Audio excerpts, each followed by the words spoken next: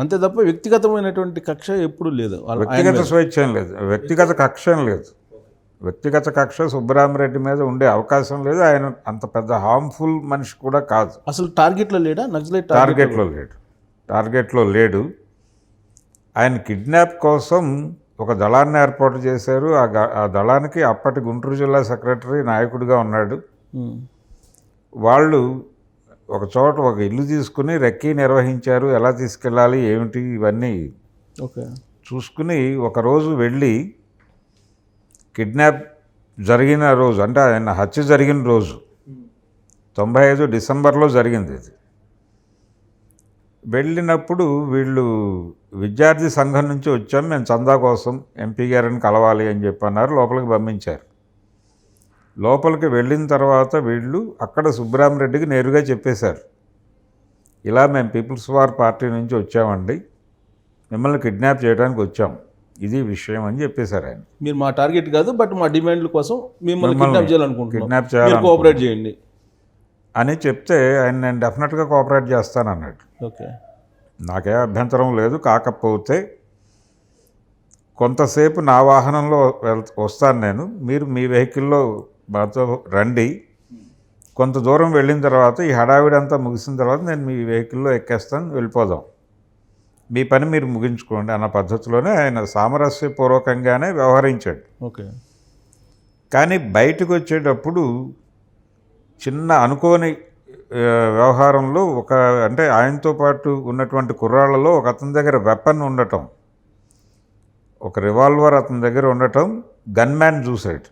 Subbarami Reddy gunman చూసి ఏదో జరుగుతోంది, మనం ఇమ్మీడియట్గా రెస్పాండ్ అయ్యి ఆయన్ని కాపాడాలి అనేటువంటి దీనికి వెళ్ళిపోయి అతను ఫైరింగ్ ఓపెన్ చేశాడు, ఇతన్ని టార్గెట్ చేస్తూ. ఇతను మళ్ళీ అతన్ని టార్గెట్ చేసి ఏం చేస్తూ ఫైర్ చేశాడు. అతను చనిపోయాడు. ఏది గన్మ్యాన్ చనిపోయాడు ఈ ఫైరింగ్లో.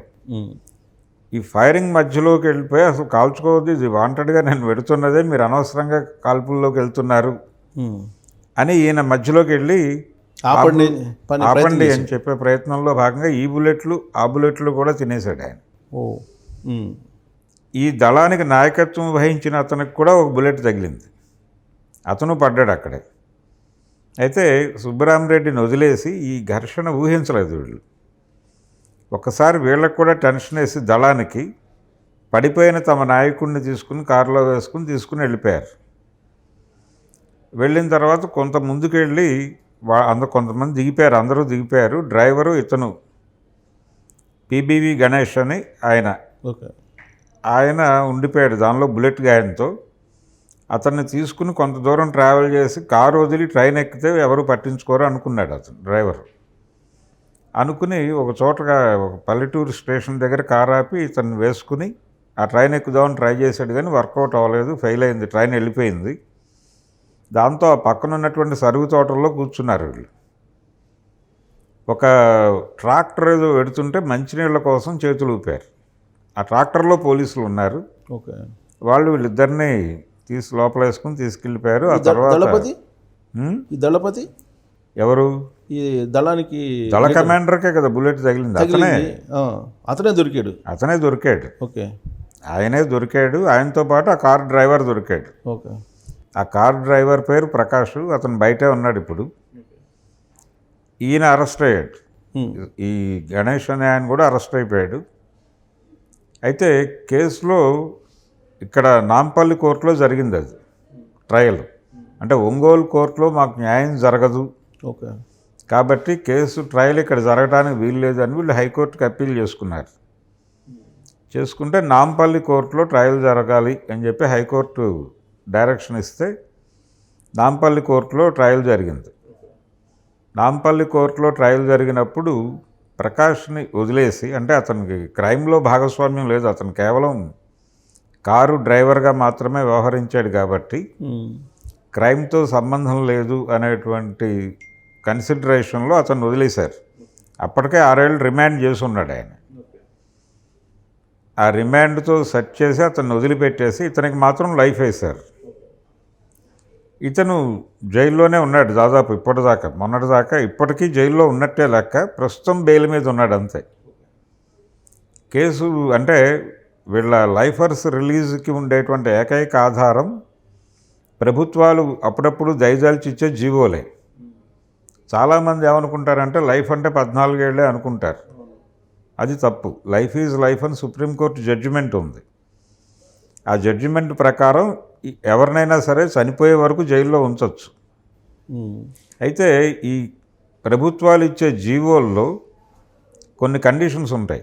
ఆ కండిషన్స్లో యూనిఫామ్లో ఉన్నటువంటి పబ్లిక్ సర్వెంట్ని చంపిన వాళ్ళు అనర్హులు అనేది వీళ్ళకి అట్రాక్ట్ అయ్యి ఈయన ఆగిపోయాడు. అంటే వీళ్ళ కేసులో యూనిఫామ్లో ఉన్న పబ్లిక్ సర్వెంట్ గన్మ్యాన్ చనిపోయాడు. అది మాత్రమే కాదు, ఎంపీ అతను, ఓకే, చనిపోయిన వ్యక్తి పార్లమెంట్ మెంబరు, అతను కూడా సర్వెంటే అనే యాంగిల్లో కూడా ఈ రెండు కలిసి అతను రిలీజ్కి ఆగిపోతూ వచ్చింది. ఓకే, 95లో ఇన్సిడెంట్ జరిగింది. 28 ఏళ్ల నుంచి జైల్లోనే ఉన్నాడు అతను. ఓకే, రీసెంట్గా బయటకు వస్తుంది. రీసెంట్గా ఒక 3-4 నెలల క్రితం కోర్టు కన్సిడర్ చేసి బెయిల్ ఇచ్చింది, ఇంతకాలం జైల్లో ఉండటం ఏమిటి అని. ఓకే, అందువలన బయట ఉన్నాడు, ఇంకా ఆర్డర్ రాలేదు అతనికి. ఓకే, ఇది జరిగింది మాగుంట సుబ్రహ్మణ్య విషయం, ఇది జరిగింది. కానీ స్పెక్యులేషన్స్ దీనికన్నా మిన్నగా వచ్చినాయి కదా. ఎట్ ద సేమ్ టైం అప్పుడు నక్సలైట్లు ఎవరైతే ఉన్నారో వాళ్ళల్లో కొంతమంది జగన్ సైన్యం లేదంటే వైఎస్ సైన్యం అనేది రాజారెడ్డే పంపించేవాడు అనేది ఇంకో స్పెక్యులేషన్ ఉండేది. అది నిజమేనా? అది లేదండి, అదేమీ లేదు. అయితే రాయలసీమలో కొంత ఇతని ఇన్ఫ్లుయెన్స్లో కొంతమంది వచ్చారు. పరిటాల రవి నాటు తుపాకులు పట్టుకొని వైఎస్ సైన్యం కూడా ఉండేది అనేది లేదు, విడిగా ఉండేది. ఇప్పుడు రకరకాలుగా రాయలసీమలో సైన్యాలు ఉన్నాయి. రాయలసీమలో ఎవరి సైన్యం వారికి ఉండేది. హత్యలు కూడా జరిగినాయి కదా, మనం చూస్తూనే ఉన్నాం కదా. అయితే దీనికి సంబంధం లేదు. మీకు పోతుల సురేష్ లాంటి వాళ్ళు కనిపిస్తారు కొంతమంది. అదే ఇప్పుడు నక్సలైట్, ఇప్పుడు నల్లమల ఫారెస్ట్లో ఉండే నక్సలైట్లకి కడపలో రాజారెడ్డి లేదంటే రాజశేఖర రెడ్డి పేరుతోటి లేకపోతే పేరుతోటి తిరిగేటువంటి సైన్యానికి ఎలాంటి సంబంధం లేదా? లేదు, సంబంధాలే అప్పట్లో, ఇప్పుడు కాదు. లేదు, ఎప్పుడూ లేవు. అయితే ఒకానొక సందర్భంలో విజయవాడలో జరిగినటువంటి ఒక ప్రెస్ మీట్లో నక్సలైట్లకు ఆయుధాలు ఎక్కడి నుంచి వస్తాయని చెప్పి ఒక రిపోర్టర్ వరవర్రావు గారిని అడిగాడు. ఎస్, అడిగినప్పుడు ఆయన ఒక విచిత్రమైన సమాధానం చెప్పాడు. ఆయన ఏమన్నాడంటే, భూస్వాముల చేతుల్లో, అంటే రైతుల్ని కార్మికుల్ని అణిచివేయటం కోసం భూస్వాముల దగ్గర పెట్టుబడిదారుల దగ్గర వాళ్ళు వెపన్స్ పెట్టుకునే ఉంటున్నారు కదా, అవన్నీ ప్రజలు తిరగబడ్డప్పుడు వాళ్ళ చేతుల్లోకి వెళ్ళిపోతాయి కదా, ఆయుధాలు అక్కడి నుంచే వస్తాయి అని చెబుతూ రాజకీయ నాయకుల దగ్గర కూడా ఆయుధాలు ఉన్నాయి కదా అంటూ ఆ టైంలోనే వైఎస్ పేరు ప్రస్తావించాడు. బయటకు వచ్చింది. లేదు, రాజశేఖర రెడ్డి పేరే.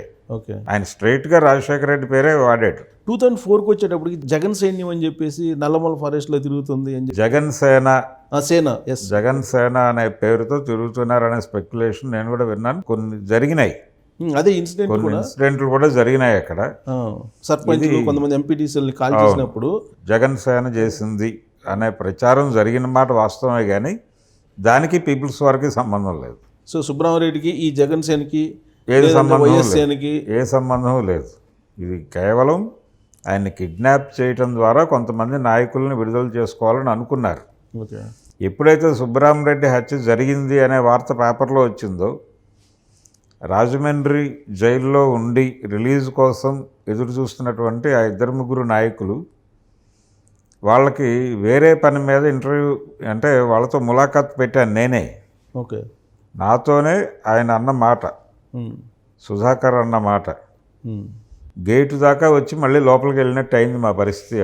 అది జరిగిన తర్వాత ఇన్సిడెంట్ జరిగిన తర్వాత, అంటే కిడ్నాప్ ప్రాపర్గా జరుగుంటే మేము బయటకు వెళ్ళిపోయేవాళ్ళం. ఓకే, ఇది ఫెయిల్ అవ్వటం వల్ల ఇంకెంతకాలం ఉంటామో తెలియని పరిస్థితి అని. సో ఇప్పటి వరకు ఉన్న స్పెక్యులేషను కేవలం ఈ ముఖ్యమంత్రుల రేసులో కడపలో ఉండేటువంటి కొంతమంది రెడ్లు సుఫారీ ద్వారా సుబ్రహ్మరెడ్డిని చంపించారు అనే దానికి అసలు ఎలాంటి ఆధారం కానీ, అసలు అది నిరాధారణ ఆరోపణ అని అంటారా మీరు సీనియర్ జర్నలిస్ట్గా? అవునండి, నిరాధారమైన ఆరోపణ. కానీ పొలిటికల్ టార్గెట్ చేయటానికి, రాజకీయంగా తమ ప్రత్యర్థుల్ని టార్గెట్ చేయటం కోసం సుబ్బరామిరెడ్డి హత్యని రకరకాలుగా వాడారు.